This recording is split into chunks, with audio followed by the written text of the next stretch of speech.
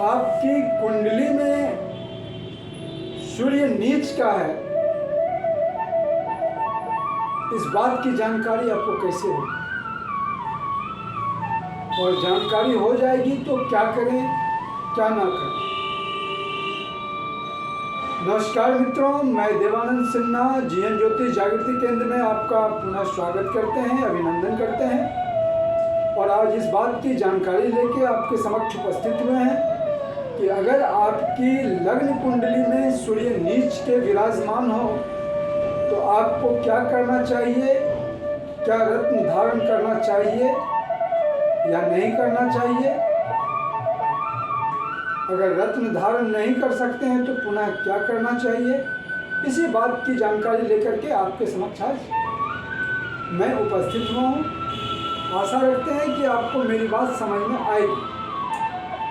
आइए मित्रों, सबसे पहले हम यहाँ पर 12 जो हम लोग की राशि है उसकी मैं पहले से कुंडली बना करके यहाँ पर छोड़, यह क्रमशः मेष, वृषभ, मिथुन, कर्क, सिंह, कन्या, तुला, वृश्चिक, धनु, मकर, कुंभ, मीन। अब अगर किसी जातक का लग्न कुंडली मेष राशि का, इस बात की भी आप जानकारी रखें कि अगर आप कुंडली देखते हैं तो उसमें एक चंद्र कुंडली होती है, एक लग्न कुंडली होती है। हम लोग जो जीवन का पूरा अध्ययन करते हैं उसके लिए लग्न कुंडली का इस्तेमाल करते हैं, और लग्न कुंडली के आधार पर मैं इस बात की विवेचना कर रहा हूँ कि अगर लग्न कुंडली किसी की मेष राशि यानी लग्न में ही एक लिखा हो तो आप समझें कि यह मेष लग्न की कुंडली है। और मेष लग्न की कुंडली में यदि सप्तम भाव में, ये सप्तम भाव है, तो सप्तम भाव में अगर तुला राशि के सूर्य बैठे हों, चूंकि 7 नंबर लिखा हुआ है और 7 नंबर में विराजमान सूर्य तुला राशि के कहे जाते हैं, तो आप समझ जाएं कि आपकी कुंडली में सूर्य नीच के। मेष लग्न वालों जातक को यह समझ जाना चाहिए कि उनकी लग्न कुंडली में सूर्य नीच के विराजमान है। पुनः दूसरी राशि वृषभ राशि, जिसके लग्न में 2 लिखा होता है, और यहाँ से हम लोग देखते हैं तो षष्ठम भाव के अंदर तुला राशि के सूर्य विराजमान हो। षष्ठम भाव और तुला राशि, क्योंकि 7 लिखी हुई है इसलिए तुला राशि के सूर्य कहे जाएंगे, विराजमान हो। तो पुनः एक बार वृषभ राशि वालों को भी यह समझ लेना चाहिए कि उनके लग्न के अंदर जो कुंडली है उसके अंदर सूर्य नीच के विराजमान है। पुनः मिथुन लग्न की कुंडली आप देखें, मिथुन लग्न मतलब लग्न के अंदर 3 लिखा हो, और यहाँ से पंचम भाव में तुला राशि का सूर्य विराजमान हो, तो पुनः यहाँ भी सूर्य नीच के कहे जाएंगे। अगर हम लोग कर्क लग्न की कुंडली लेते हैं और कर्क लग्न की कुंडली में चतुर्थ भाव में तुला राशि का सूर्य विराजमान हो, तो यहाँ भी सूर्य देव नीच के कहे जाएंगे। सिंह लग्न की कुंडली, जिसमें लग्न में 5 लिखी हुई होती है, अगर तृतीय भाव में तुला राशि के सूर्य विराजमान हो तो यहाँ भी सूर्य नीच के कहे जाएंगे। इसी प्रकार से कन्या लग्न की कुंडली में द्वितीय भाव में सूर्य तुला राशि के विराजमान हो तो यह सूर्य देव यहाँ भी कुंडली में नीच के कहे जाएंगे। और तुला राशि जिसमें कि लग्न में ही 7 लिखी हुई होती है और 7 नंबर में सूर्य नीच के बैठे हों, यह इन राशि वालों के लिए सबसे घातक हो जाएगी। इन जितने भी आप लग्न कुंडली देख रहे हैं, अगर तुला राशि में सूर्य देव यहाँ नीच के विराजमान हो तो यह सबसे घातक तुला राशि वालों के लिए हो जाएंगे, पूरी जिंदगी उनकी तबाह हो जाएगी। वृश्चिक लग्न की कुंडली में अगर द्वादश भाव में तुला राशि का सूर्य विराजमान हो तो यहाँ भी सूर्य देव नीच के कहे जाएंगे।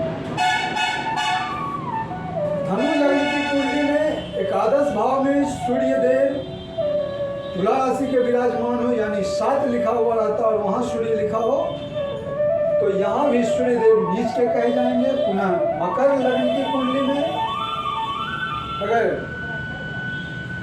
दशम भाव में तुला राशि के सूर्य देव विराजमान हो तो यहाँ भी सूर्य देव नीच के कहे जाएंगे। और कुंभ लग्न की कुंडली में अगर नवम भाव में सूर्य देव तुला राशि के बैठे हो, यानी 7 लिखा हुआ है, तो यहाँ भी सूर्य देव नीच के कहे जाएंगे।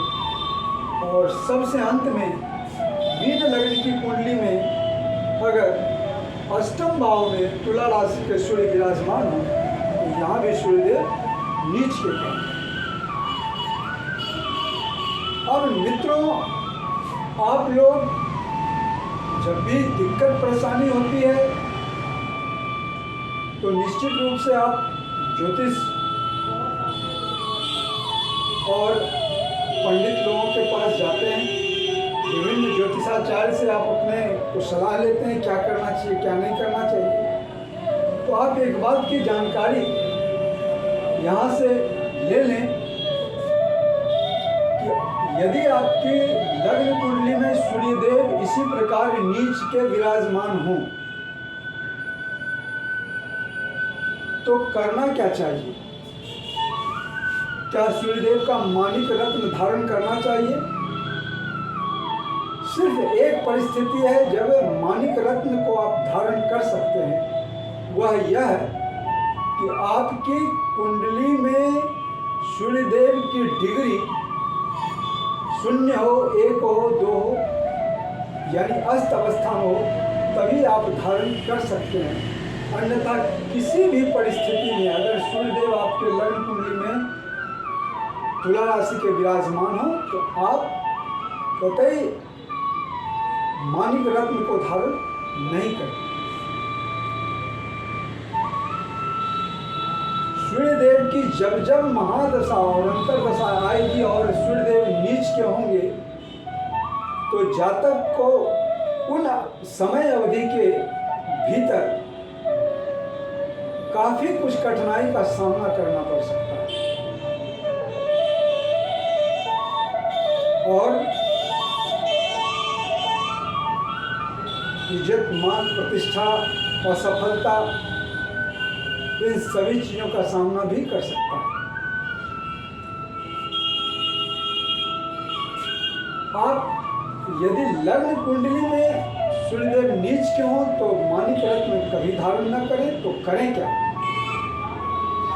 इसमें एक छोटा उपाय जो आपको बहुत बड़ा सहयोग दे सकता है, वह आप प्रातः काल स्नान करके उदयमान सूर्यदेव को अर्घ्य दें, लाल फूल अर्पण करें और आदित्य हृदय स्तोत्र का पाठ करें, जो काफी अचूक उपाय है। इसके अलावा आप गायत्री मंत्र को पढ़ते हुए भी सूर्यदेव को अर्घ्य दें। आप इसके लिए नीच के सूर्य का दान दे सकते हैं। आपके आसपास यदि कोई सूर्यदेव की मंदिर हो तो उस मंदिर में जाकर के सूर्यदेव का दान दें। दान के अंदर आप लाल कपड़े के अंदर 1.25 मीटर लाल कपड़ा ले सकते हैं। गेहूं, मूंग और जो मसूर की दाल होती है मूंग आप छोड़ देंगे। गेहूं और मसूर की दाल जो लाल रंग की अनाज है उसको आप लें। शक्कर, लाल फूल 21 11 जो आपसे संभव हो सके, लाल रंग के फल, लाल रंग के मेवा और लाल रंग के मिष्ठान। इसके अलावा एक तांबा का टुकड़ा दे सकते हैं और माणिक रत्न एक उस कपड़े के अंदर बांध करके 11 21 51 जो आपकी श्रद्धा हो उसमें दक्षिणा दे करके और किसी सूर्यदेव के मंदिर में जाकर के उनके समक्ष अपनी सूर्य के नीच होने का नीचता वहाँ पर दान करने का कोशिश करें और सूर्यदेव से आग्रह करें कि आपकी नीचता दान हो जाए। और पुनः आप पलट के उस मंदिर को न देखें और वहीं उस पोटली को छोड़ करके घर आकर के और पैर धो लें, अपने शरीर पर जल छीट लें, गंगा जल हो तो अति उत्तम। आपको इन उपाय के साथ नीच के सूर्य का कठिनाई काफ़ी कुछ समाप्त होता दिखेगा। इसके अलावे आप अगर नीच के सूर्यदेव हैं तो आप प्रत्येक दिन सूर्य मंत्र का जाप कर सकते हैं 108 बार। यह निरंतरता आपके जीवन में जो कठिनाई है उस कठिनाई को दूर करता हुआ नजर आए।